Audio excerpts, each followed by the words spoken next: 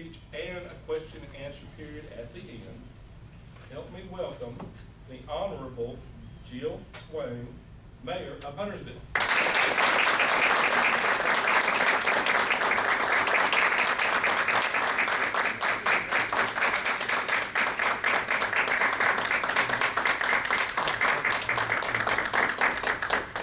I know you're videotaping, I'm going to put my bottle of water over here, and I'm going to be Marco Rubio in the middle of the speech. Good morning, everybody. Good morning. Good morning. I need to tell you first and foremost that I got in trouble early in my 3rd grade year. Not for being a poor student, but because I read the entire social studies book ahead of time. I couldn't help it. It was a really interesting story, and it was about a group of people who started a city. So the lesson, of course, was something about infrastructure and community development, but it was the fictional tale of the family that really sucked me in.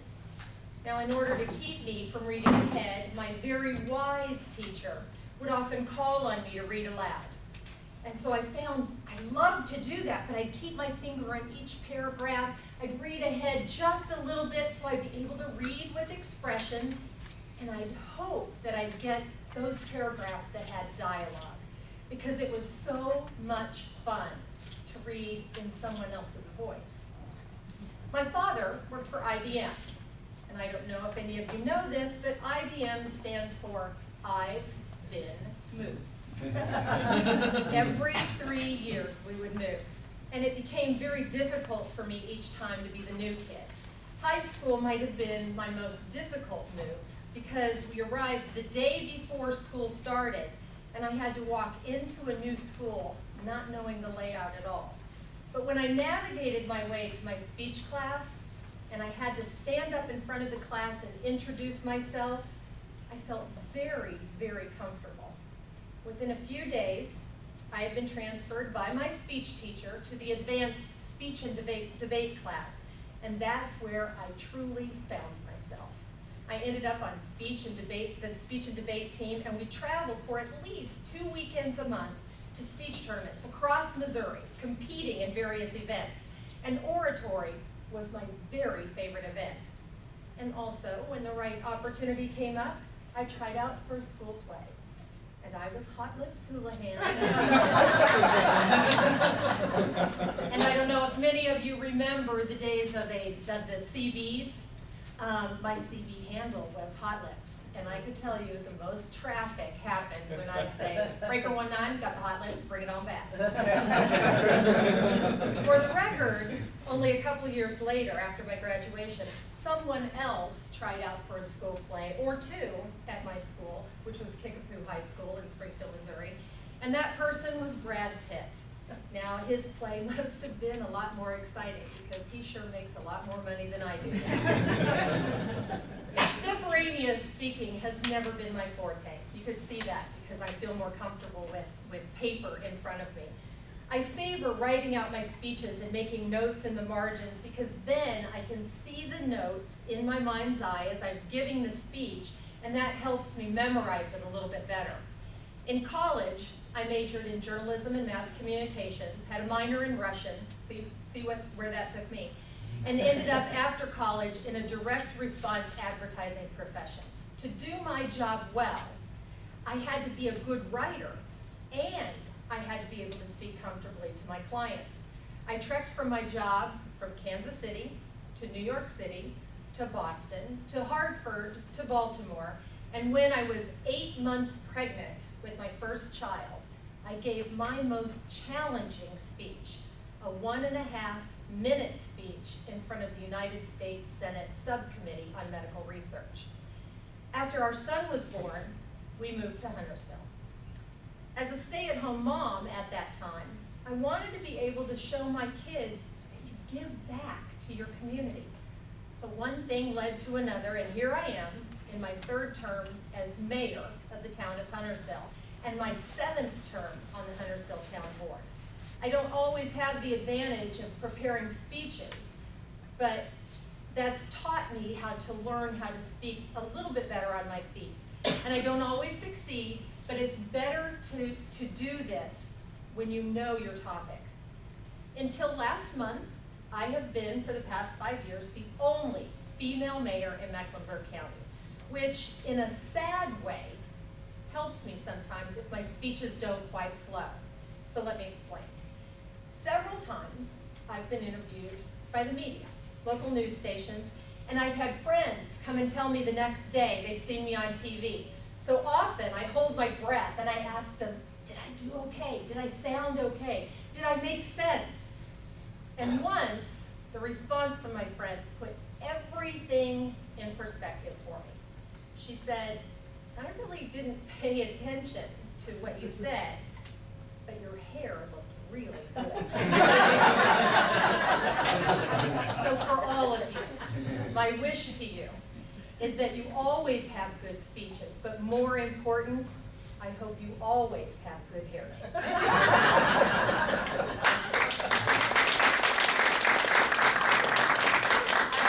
Absolutely happy to answer questions. Do I seem tactic? Oh, Go ahead. you work for a magazine or newspaper, I think I missed which one? No, I worked in direct response advertising. So I was not, after I started in this job, I was never invited to cocktail parties. Because people would say, what do you do? Junk mail. I said, do junk mail, and then that would be the end. Now, people say, what do you do? And I'll start talking about cul-de-sacs, and I don't get invited for that. Yeah, I know you mentioned that you mentioned to your kids that one of the most important things is to give back. Absolutely. And I know you got into politics to be able to give back, but what drew you, what made you want to go into politics more than that? The way I answer questions like this one is that it wasn't a choice for me to go into politics. It was a choice for me to go into public service. And you could tell from my $10,000 a year salary, I am a public servant. But Huntersville at the time, when we moved here, the population was about 3,500, 4,000. And we knew, and I would read, Huntersville's going to grow, it's going to grow. And I wanted to be part of that. Right now, the population is 49,000. We grew in between 1990 and 2000, 728%. The driving force for me actually was driving my toddler son around and seeing the moo cows. And because I could take him out of his car seat, would drive from the neighborhood, take him out of the car seat, there were moo cows. And I knew the moo cows were going to be disappearing. So I wanted to be part of a group of citizens who planned out how the community was going to grow. Did that answer? Yes, good answer. Yes. How has being the mayor affected you, just being a woman and a mother? I'm kind of at a crossroads right now, to be perfectly honest with you. You reach a point when you're involved in this, where you wonder how much time or how much money you have not given your family, in contrast to how much have you given to the citizens. And I have, my 17-year-old daughter is slated to go to college next year. So I look at that $10,000 salary and think, oh, how the heck am I going to do this? On the other hand, that same child, not child anymore, young woman, was in the Dominican Republic for 7 weeks this summer and helped build the world's largest school made with plastic bottles. 30,000 plastic bottles, and the villagers stuffed them with trash. She found her path, but she sees that giving back, she gets it. And now she appreciates me and what I've done for her whole childhood. I don't, except for the hair comment, I don't really see that there have been that many challenges for me as a woman. I'm very aggressive, I'm very proud, and clearly I'm not shy. The guys know that I'm not going to be a wallflower and sit in the back. And what that actually has done for me has given me more responsibilities. Anthony Fox has asked me to co-chair a Transit Finance Working Group with David Howard on the Charlotte City Council. So I'm appreciative of the fact that the guys see that I can hold my own. Yes, sir. I wonder, what's your take on the American politics? You can see it on a smaller scale than the folks in Washington, but last year, I guess, or 2 years ago, when Speaker Pelosi announced that we'll find out what's in the healthcare bill once we pass it, it became clear that even the Speaker does not read the bills because she simply doesn't have time. 95% of the time, our politicians raise money. Right. I wonder if you have any ideas how we could possibly fix this system so that these folks The pressure for is the people. on me now. I've got to solve the challenge. I actually just spoke with Hopewell High School students about this exact same thing because, number one, I am very proud of the fact that I am the mayor of a nonpartisan board. I firmly believe in that because we are forced, Republicans, Democrats, we have to get along. We can't say this is the Republican ideology, so we're going to follow this. And I think as people have come in to our town board, die-hard Republicans or die-hard Democrats, they've realized that it doesn't really fit. It doesn't work for the community to have that partisan politics. Of course, you'll see it in the campaigning aspect of it, which, by the way, next time I campaign, I want to come here before the campaign, because just the clapping makes you feel good. You don't often get that. I think to me, the answer to your question is take the money out of it. We have to take the money out of it. And you're right, what my understanding is in Raleigh is that, and you are there, is that they are told to spend 5 hours of their working day fundraising. That's disgusting. I mean, when I first got into politics, public service, when I first got into it, I didn't fundraise. I just thought, people know I'm a nice person, I volunteer. And I had people send me checks. And what I prefer to do with those checks is give them to charity. And I would write to the people who sent them to me and said, may I have your permission to give these to charity? However, when you see that someone is going to run against you and you believe, as I have on 2 occasions, that their being involved could be detrimental to the health of our community, you have to raise money. So there's a difficult balance, but what we saw in this last election, I believe, is the PACs were out of control. And the American people have lost touch with the people who are running. So, I don't know how to solve that except for a public groundswell of excellent speakers going out and saying, cut the money. We have to cut the money somehow. Have there be a limit.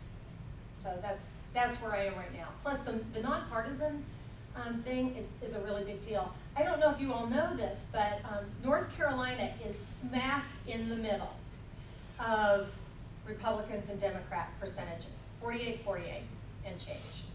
So basically, in North Carolina, the independents swayed the election. Or you could also say that those on the far ends of their political ideologies,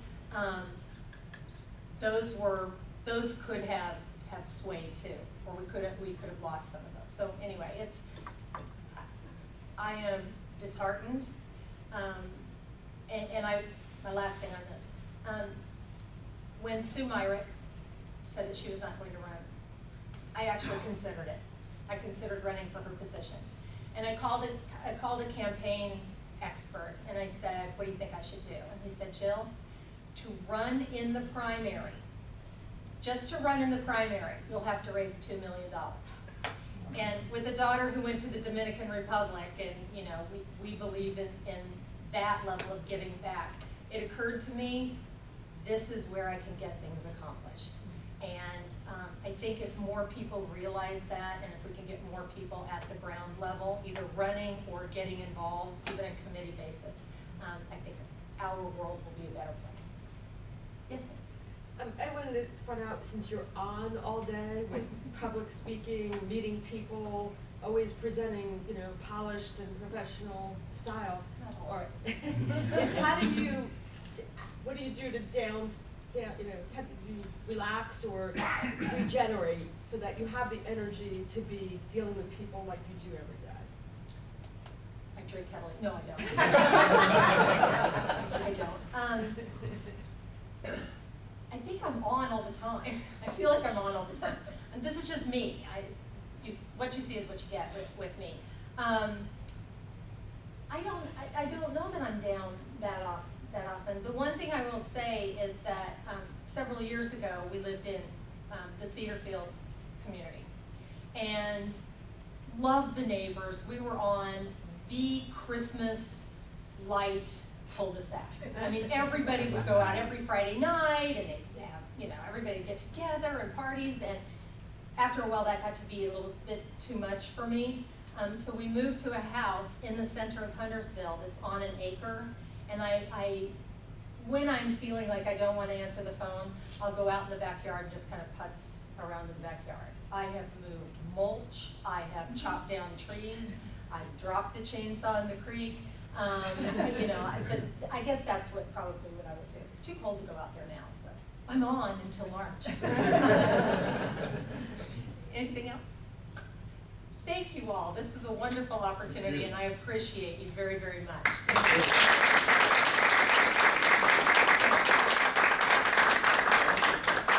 Before we let you get away, I do have to a tap little dance? thing. That's right. Yes. You never did that well. Thank you for a wonderful presentation.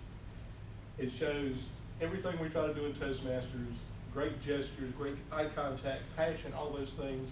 I had a question. Yes. How did you get reelected 3 times? I know. It's with your passion and your command of the facts and the way you care about people. Thank you. Thank you That's for very speaking nice. with us. That was so nice of you, thank you. That's why I'm a Toastmaster. All right, Jake Kirsten has something for you. As a token of our appreciation and thanks for coming out and sharing your time with us, we are offering you a Toastmasters keychain. Oh, yay, thank you. Oh, we're taking pictures on this?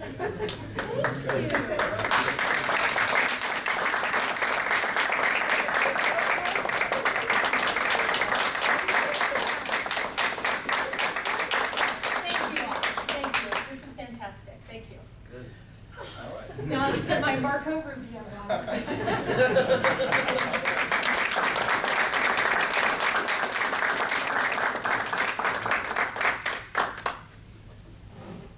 Now you can prove you're one of us.